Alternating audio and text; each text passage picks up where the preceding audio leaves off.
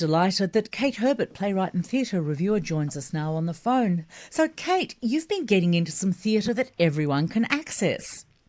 Yes, I have indeed. I've just been looking up some other things that I used during COVID. But at the moment, the most significant one that people can access is the National Theatre at Home. I think that's probably got the broadest range of theatre. There is a subscription. I've been trying to figure out. I can access it through my education sub through our college, but I think for a month it's $18 something, and it's about $180 for the whole year, or it's $14 something for one performance. But there is some spectacular stuff on the National Theatre at Home. Have you seen it at all, Julie? Have you had a look at anything on that? No, I've seen it advertised, but I'm curious to know what give us some examples about what's available. Okay, I will talk about, in a moment, I'll talk about London Assurance, which is one that I watched, which is really a treat, from 2010. I'm looking at the Browse site, and, for example, upcoming is The House of Bernarda Alba with Harriet Walter in the lead, which looks wonderful. That's their spotlight. Oh, my There's goodness. a bunch of family favourites, including Treasure Island, Peter Pan, Hex, which is very big. You can register for free, and then you can watch the trailers if you choose to. There are a number of Shakespeare's, Coriolanus and Othello, and I talked a few weeks ago about the Medea from some years ago with the wonderful Helen McCrory, who's left us now. A couple of other things with her. So classical things, Shakespeare shows. I'm looking at Olivia Award, spotlight. The Effect, Angels in America, all about Eve. The Frankenstein, which I saw one of, there's two versions with Johnny Lee Miller and Benedict Cumberbatch swapping roles. They alternated playing the Frankenstein doctor and the monster. Yerma, Grenfell, that's the one that I really want to see. That a friend of mine saw that live in England. It's about the tower disaster, the fire in the Grenfell Tower. So there's so much. I mean, I'm just looking at the page that has featured, but there are a whole series of collections, and you can search, create your own list, go through them slowly, subscribe for a month, watch them till you can't stand it anymore. But I'm seeing wondering, them, they're just scrolling at the moment. The Crucible and Yerma and various other things are scrolling by as I'm watching. Kate, I'm wondering if we've got some sort of anniversary of the Spanish playwright Lorca, at least, because both Yerma and the House of Bernarda Alba are Lorca plays, and I played the title role in Bernarda Alba many decades ago. So there you go. But what I wanted to ask you is, how does it actually work from a technical point of view? Is it on a laptop? Does it translate to a television? I have no idea. Well, I'm sure you could stream it. For example, we have a capacity to stream through the television. So if you have that, if you've set that up, that's a good way to go. But I wouldn't start there, because you'll start wanting to tear your hair out. I watch it on the computer, so I'm looking at it on my screen. You could do it on the laptop. On occasion, I've watched things on the phone just because I wanted to do it while I'm doing something else. Anything that's free, I wouldn't be paying $18 to do that. But for example, I'm looking at the screen.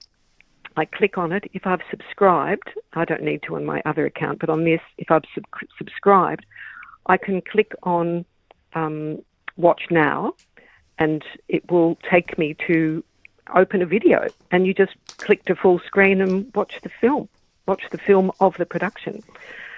So it's quite simple if you're accustomed to using, if you've used YouTube or you've clicked on videos on your iPad or on your laptop or on your computer. If you are able to stream to your television, you can do that as well. And it's Billy Piper playing in Yerma, playing the lead from the Young Vic. That's what I'm looking at on the screen now. And Crucible, don't know who that is. I'm thinking about people, perhaps older people who perhaps aren't able to get out to things. And if this all sounds a little bit confusing, one of the 3MBS sponsors is Ready Tech Go, and I'm sure you could get Ready Tech Go just to come and run you through how to do it. So, Kate, but tell me, there's also some local screening that you can tell us about, La Mama and MTC. MTC, yep. And I've also found Sydney Opera House is still doing free streaming. There's a lot of music and live performance on there. You register, but there's a lot of free streaming there. I might start there because I just went back to that one. It says about streaming, new releases every month. Enjoy access to free and premium full-length performances of contemporary and classical music, talks, dance, drama, kids performance, digital art, etc. A wide selection of free and premium, and some behind the scenes. So obviously the premiums are what you pay for, but there's quite a lot of very interesting material there. The highlights are contemporary music, which will be running in May, Vivid Live. There's Romeo and Juliet, the Dance Suite. Andrew Lloyd Webber's Sunset Boulevard appears to be running on the streaming as well. I'm surprised about that. Shakespeare's The Scottish Play. So quite a lot in there. I'll go back to the MTC. For some reason, they're not adding new things this year. It must have been just a bit of a sort of jump to it during and after COVID. But there are a couple in there that, well, I've seen all of them. The Heartbreak Choir by Aidan Fennessy, who has also left us, Brilliant is a show. beautiful story. Brilliant show. Lovely show. So that's available now, and you can stream it, and you pay, I can't remember how much it is to stream it. You can have the whole family sitting around watching it on the computer or on the laptop or on the telly if you figure out a simple way to do it. Slap Bang Kiss was something I screened for students, which was sort of appropriate for them. And As You Like It, which was decorative and interesting, and Sexual Misconduct of the Middle Classes. Those are the only four. Oh, no, I'm sorry, Berlin, Joanna Murray Smith's play, which I think is a very good piece. That's only until May. I think a couple of them are finishing in May. They're from a couple of years ago. And the other is La Mama, which depends on which production has decided to choose to be filmed and go on screen. So, they'll be on for a few weeks after their live season. But there's also La Mama Musica. So if you go to lamama.com.au, you will see La Mama on screen. You click on that.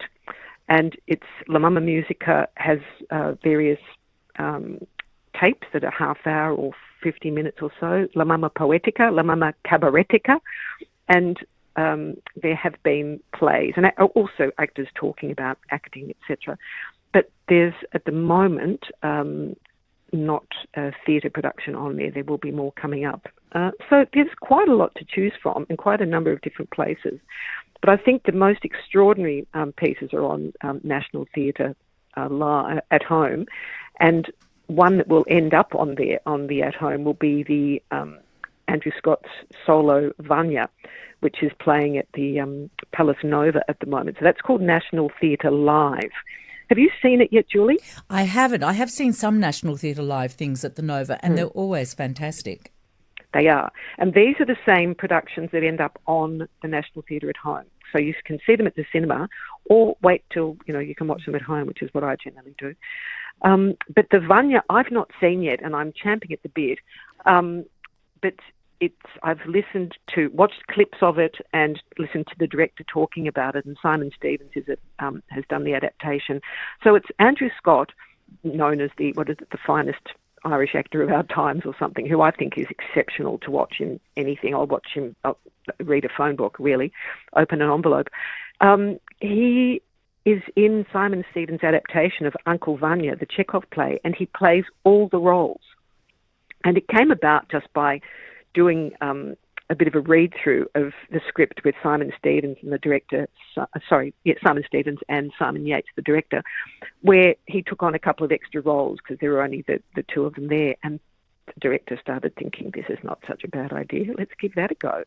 So it's stripped back to essentially him in what looks like a rehearsal studio, playing all the roles and in a slightly modernised version of the language and the tone. I think it's worth either getting to the cinema for until the 1st of April, I believe it is, or waiting till it comes on the screen. That sounds like... We've got time to talk about anything else? No, we've run out of time, Kate, but that sounds absolutely fantastic, and perhaps you can tell us about Vanya when you've seen it next time. Hopefully. And please go and have a look at the National Theatre at home, people. And if you don't know how to do it, as Julie said, take her recommendation, get someone to help. Kate, thank you very much, and we'll see you in 2 weeks.